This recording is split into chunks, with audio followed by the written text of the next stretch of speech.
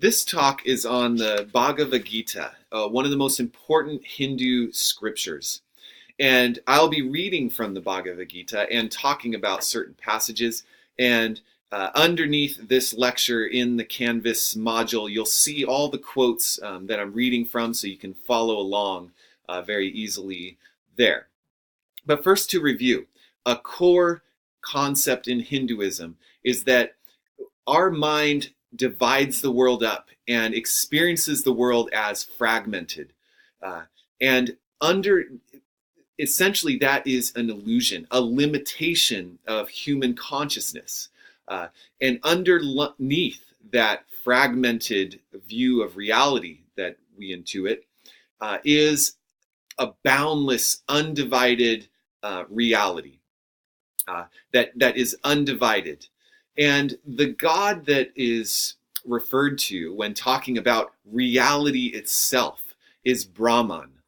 And Brahman is not a personality or an individual, because again, conceiving of Brahman as that is to already think dualistically. Brahman is this deity and not that deity. Rather, Brahman is best understood as reality itself. And more specifically, the undivided totality of reality. So everything is encompassed in Brahman, and that would include physical stuff, but also ideas, intentions, consciousness itself. Brahman is undivided, so there is no this or that, body versus mind. All is encompassed in Brahman.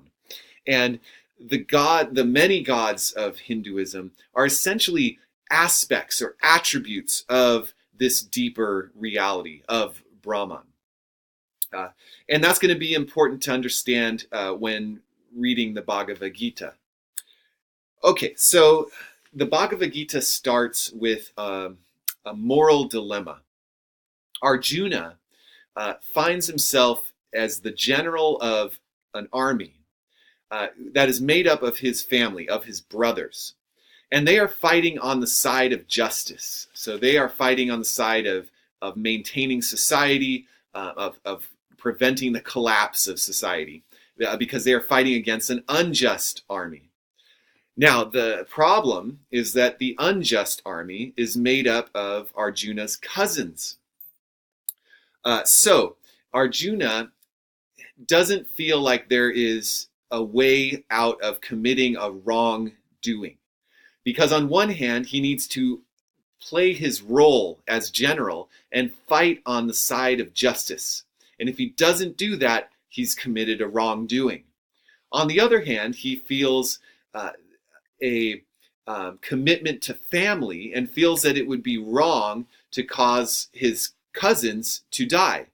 And even though they are willing to put him and his brothers to death, he doesn't feel like he should stoop to that level. He feels like it is fundamentally wrong to kill family. So he either fights or he doesn't, and no matter what he does, he commits a wrongdoing in his mind. Okay, so here's a description of this moral dilemma. And there are a lot of nicknames thrown around which can be kind of confusing, but you know the setup, and we are talking, Arjuna is talking to his charioteer, who is Krishna, who is actually a Hindu god, but hasn't yet revealed himself as a god. So right now he thinks of him as simply a charioteer. Okay, so here's a description of the scene. Then saw Partha standing upon opposite sides, uncles and grandsires, teachers, mothers, brothers, cousins, sons and grandsons, comrades, fathers-in-law, benefactors. Seeing all these kinsmen thus standing arrayed, Kaunteya, invaded by great pity, uttered this in sadness and dejection. Arjuna said, "Seeing these my own people, O Krishna, arrayed for battle, my limbs collapse and my mouth is parched. My body shakes and my hair stands on end. Gandiva, Arjuna's bow, slips from my hand, and all my skin seems to be burning. I am not able to stand, and my mind seems to be whirling. Also, I see evil omens, O Keshava. So it's not that Arjuna is scared to fight. He's a brave warrior. He's scared of committing a wrongdoing, and he doesn't see a way out. So he's basically asking his charioteer for help, for moral advice here. And Krishna's response challenges Arjuna to perform his duty, act in his role as general. So he's a bit dismissive of the turmoil in Arjuna's mind. And here's Krishna's response. The blessed Lord said, "Whence has come to thee this dejection, the stain and darkness of the soul in the hour of difficulty and peril, O Arjuna? This is not the way cherished by the Aryan man. This mood came not from heaven, nor can it lead to heaven. And on earth it is the forfeiting of glory. Fall not from the virility of the fighter and the hero, O Partha. It is not fitting to thee. Shake off this paltry faint-heartedness. Stand up, Parantapa, scourge of the foes." So he encourages him to fight. But again, that doesn't resolve the issue in Arjuna's mind, because he sees the killing of family as a sin. Okay, so the dilemma, of course, is not to perform the duty as a warrior is wrong, and not performing his duty seems fully as wrong. Okay, so Krishna changes direction and addresses conflicting duties. So I will now read this section. He who regards this, the soul, as a slayer, and he who thinks it is slain, both of them fail to perceive the truth. It does not slay, nor is it slain. This is not born, nor does it die, nor is it a thing that comes into being once and passes away, will never come into being again. It is unborn, ancient, sempiternal. It is not slain with the slaying of the body. Who knows it as immortal, eternal, imperishable, spiritual existence? How can that man slay, O Partha, or cause to be slain? The embodied soul casts away old and takes up new bodies as a man changes worn-out raiment for new, which is raiment is clothing. Weapons cannot cleave it, nor the fire burn, nor do the waters drench it, nor the wind dry. It is uncleavable, it is incombustible, it can neither be drenched nor dried, eternally stable, immobile, all-pervading. It is forever and forever. It is unmanifest, it is unthinkable, it is immutable. So it is described by the Shrutis. Therefore, knowing it as such, thou shouldst not grieve. What Krishna is doing here is, instead of just simply advising him to carry out his duty as general, he is challenging Krishna to think about the battle in a fundamentally different way. So what we see here is a division between the duty to act according to your role. In the early Vedas, that was the emphasis. People were told to seek enlightenment through action, through adhering to their station in society and being the best person that they can be in that station. And doing so would create good karma for the person, would lead to better, rebirths, where people improve their station in life. But the key of the early Vedas, and many Hindus did and still do follow this, is to attend to your position and act according to it. But in the later Vedas, the Upanishads, the focus is not on action, but on knowledge. Rather than acting, you should remove yourself from society, become an ascetic, renounce material possessions, and focus on the mind and on contemplation. So the followers of the Upanishads, they reject action and they focus on the mind and thinking about things in a non-dualistic, non-fragmented way. And that is the path to enlightenment, is to understand mentally the underlying fundamental reality. The Bhagavad Gita does an amazing job of combining the two.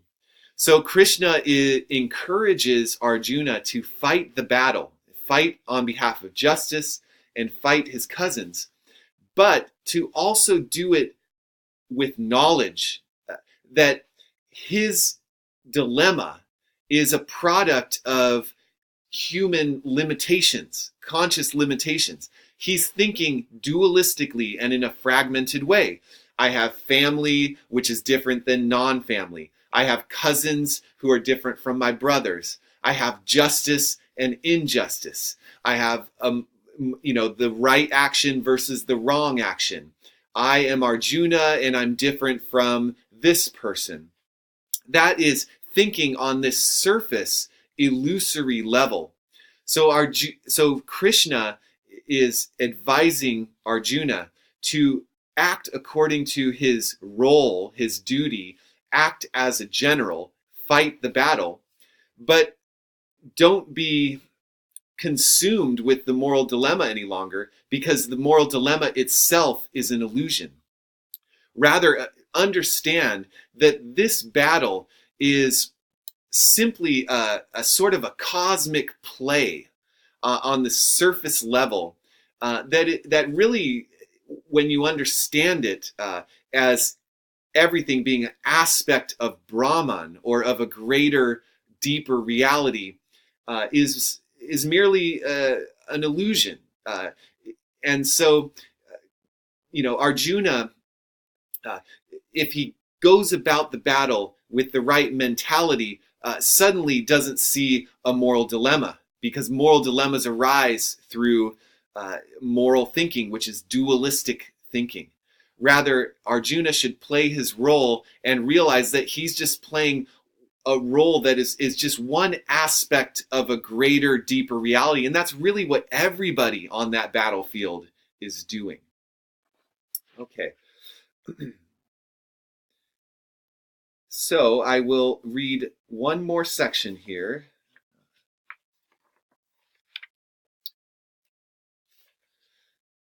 For none stands even for a moment not doing work. Everyone is made to do action helplessly by the modes born by Prakriti, who controls the organs of action but continues in his mind to remember and dwell upon the objects of sense. Such a man has bewildered himself with false notions of self-discipline. Okay? So Arjuna's moral dilemma is based on a false notion. It's already flawed because it is thinking on a surface level and ignoring the deeper truth that is Brahman, that is reality itself, that is an unbounded, undivided wholeness. Okay, and then one last part here. While the actions are being entirely done by the modes of nature, he whose self is bewildered by egoism thinks that it is his I which is doing them. But one, O mighty armed, who knows the true principles of the divisions of the modes and of works, realizes that it is the modes which are acting and reacting on each other, and is not caught in them by attachment. In Hinduism, there is a concept of Atman with a little a, and that is the egotistical self. That is you conceiving of yourself as you. That is me as Mike. And Krishna is advising Arjuna to think of in terms of Atman with a big A, okay, which is the dissolving of the ego, the dissolving of the self, where Arjuna would no longer see himself in contrast to others, but rather access this deeper, wider self that has nothing to do with Arjuna, but rather accesses an undivided, unegotistical, fundamental reality.